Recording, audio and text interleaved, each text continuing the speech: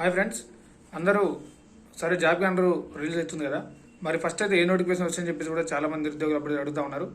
అయితే మన అంచనా ప్రకారం అయితే ఆల్రెడీ ఇప్పుడు ఎస్సీ సంబంధించిన జివో కూడా జారీ అయింది కాబట్టి త్వరలోనే ఉద్యోగ నోటిఫికేషన్ అయితే వచ్చే అవకాశం ఉన్నది. అభ్యర్థులారా మీరైతే చదువుకునే ప్రయత్నం చేయండి. నాకు తెలిసి అయితే మొదట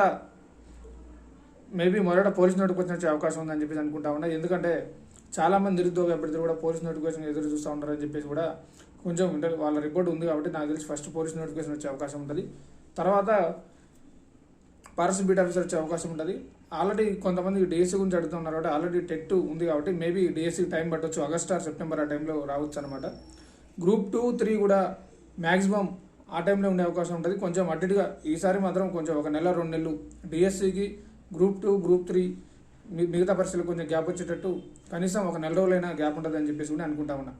ఎందుకంటే పోయినసారి కూడా చాలామంది అభ్యర్థులు ఒక పరీక్ష రాసి ఇంకో పరీక్ష రాలేకపోయినారు కాబట్టి ఈసారి వాళ్ళ అభ్యర్థిని దృష్టిలో ఉంచుకొని కొంచెం ఇచ్చిన జాబ్ క్యాలెండర్ ప్రకారం ఉద్యోగ నోటిఫికేషన్ కొంచెం సమయాభావం ఇస్తూ మధ్యలో కొంచెం నిరుద్యోగ అభ్యర్థులు కూడా చదువుకోవడానికి వాళ్ళకి గ్యాప్ ఉండాలని చెప్పేసి కూడా ఇవ్వాలని కూడా మేము ఆ రోజు చెప్పడం జరిగింది. వాళ్ళకు కూడా వాళ్ళు కూడా సరే అని చెప్పి చెప్పడం జరిగింది.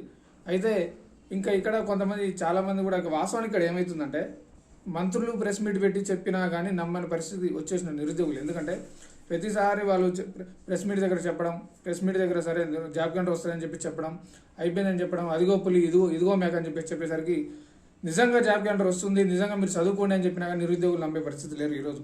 ఎందుకంటే మీరు అంతవరకు తీసుకొచ్చుకున్నారు వాస్తవానికి. సరే ఒకసారి 2 సార్లు ఏదో అంటే నమ్మొచ్చు, కానీ చిన్నప్పుడు స్టోరీ ఉంటుంది, అట్లనే ఉండదు ముచ్చట. నానా పులి అంటే 2 సార్లు, ఒకసారి పోతారు, 2 సార్లు పోతారు, 3 సారి నిజంగానే పులి వచ్చినా కానీ వాళ్ళ పోడమాట ఏదో సరే పిల్లగాడు జోక్ చేస్తుందని చెప్పేసి. ఇప్పుడు ఉన్న కాంగ్రెస్ ఉన్న పరిస్థితి కూడా అర్థం అయిపోయింది. నిజం చెప్పినా నమ్మలేని పరిస్థితికి వచ్చేస్తుంది నిరుద్యోగులు. కాబట్టి స్పష్టమైనటువంటి ఒక జీవో వచ్చినప్పుడు లేదా ఉద్యోగ నోటిఫికేషన్ ఇస్తేనే మేము నమ్మే పరిస్థితిలో ఉన్నామని చెప్పి చెప్తా ఉన్నాం. ఆ రోజు మేము ఢిల్లీకి వెళ్ళినప్పుడు కూడా ఒక కాంగ్రెస్ నుంచి ఒక ముఖ్యమైన వ్యక్తి కలిసి కూడా ఖచ్చితంగా జూన్ 2వ తారీఖు లోపు ఉద్యోగ notification job calendar revised job calendar ఇస్తూ మళ్ళీ ఉద్యోగ నోటిఫికేషన్ ఇస్తామని చెప్పి చెప్పడం జరిగింది. వారి మాట మీద నమ్మకం ఉండే మేము ఆ రోజు జంతర్ మంతర్ దగ్గర చేయాల్సినటువంటి ధర్నాని, దీక్షను కూడా విరమించుకొని రావడం జరిగింది. కాబట్టి ఖచ్చితంగా నోటిఫికేషన్ ఇస్తారని చెప్పేసి అనుకుంటా ఉన్నాం. ఎందుకంటే వాళ్ళకు కూడా అర్థమవుతా ఉంది, ఇంటెలిజెన్స్ రిపోర్ట్ కూడా ప్రభుత్వానికి వెళ్తా ఉంది, నిరుద్యోగులు తీవ్ర అసంతృప్తి ఉందని చెప్పేసి కూడా. ఎందుకంటే కళ్ళల్లో 1000 కొవ్వొత్తులు వేసుకుని ఎదురు చదువుతున్న నిరుద్యోగులు ఎప్పుడు ఉద్యోగ నోటిఫికేషన్ వస్తుందా, ఎప్పుడు చదువుదామా, ఎప్పుడు జాబ్ కొడదామా అని చెప్పేసి. ఎందుకంటే ఆల్రెడీ ఇక్కడ గ్రూప్ 2కి, గ్రూప్ 3 చదివిన అభ్యర్థులు సుమారు ఒక 2 సంవత్సరాల నుంచి 3 సంవత్సరాలు చదువుతూనే ఉంటారు. వాళ్ళు ప్రిపరేషన్లో ఉంటారు. కాబట్టి మళ్ళీ గ్యాప్ లేకుండా నోటిఫికేషన్ ఇవ్వడం వల్ల మళ్ళీ కొత్తగా స్టార్ట్ చేయకుండా కొంచెం రివిజన్ చేసినట్టు ఉంటుంది. మళ్ళీ మీరు ఒక 7 నెలలు 8 నెలల్లో 1 సంవత్సరం పాటు అటు గ్యాప్ ఇచ్చారంటే మళ్ళీ ఆల్రెడీ చదివిన అభ్యర్థి కూడా మళ్ళీ కొత్తగా స్టార్ట్ చేయాల్సిన అవసరం ఉంటుంది.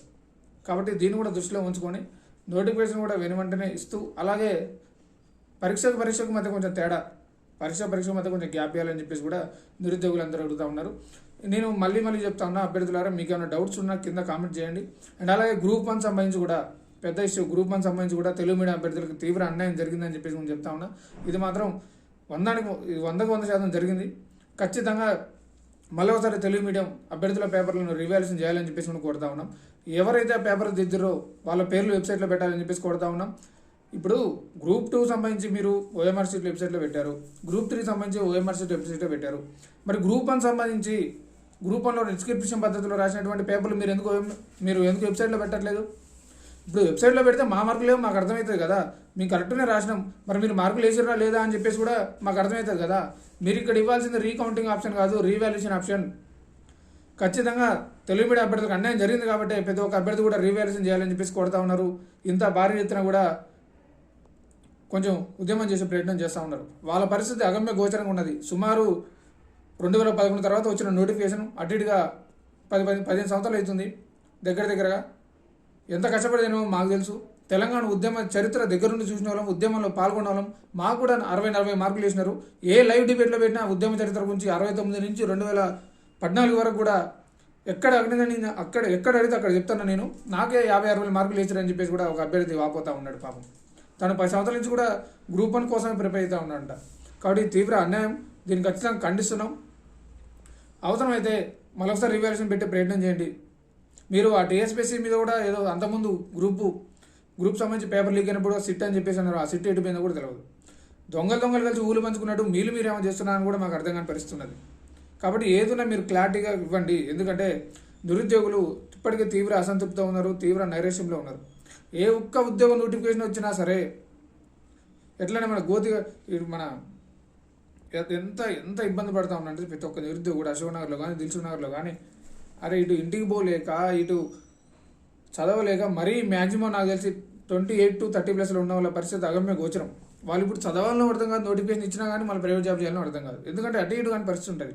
ఆ నోటిఫికేషన్ కూడా మళ్ళీ సరిగా వస్తావో లేదో క్లారిటీ ఇవ్వని పరిస్థితి వీళ్ళు కూడా అనుకుంటు. సరే వాస్తవానికి అయితే నోటిఫికేషన్ అయితే వస్తుంది ఖచ్చితంగా. జాబ్ క్యాలెండర్ ప్రకారం ఇస్తారా మరి వాళ్ళు ఉద్యోగ నోటిఫికేషన్ ప్రకారం ఇస్తారా కానీ ఖచ్చితంగా నోటిఫికేషన్ అయితే వస్తుంది. కొంచెం లేట్ అయినా కానీ మీరే చదువుకోండి. నేను చాలామంది కూడా ఇంకా విఆర్ఓ పోస్టుల గురించి కూడా అడుగుతూ ఉన్నారు. ఆ జీపీ పోస్టుల గురించి అడుగుతున్నారు, గ్రామ పంచాయతీ ఆఫీసర్స్ గురించి కూడా. దాని గురించి నేను సపరేట్ ఒక వీడియో చేద్దాం అనుకుంటున్నా. ఎందుకంటే అన్ని కలిపి చెప్పడం కూడా మొన్న కూడా ఒక వీడియో చేసిన అన్ని కలిపి చెప్పడం వల్ల కూడా ఎందుకంటే కొంచెం ఇబ్బంది అవుతా ఉంది. ఒకదాని గురించి ఒక సపరేట్ ఒక వీడియో చేస్తాను అనమాట.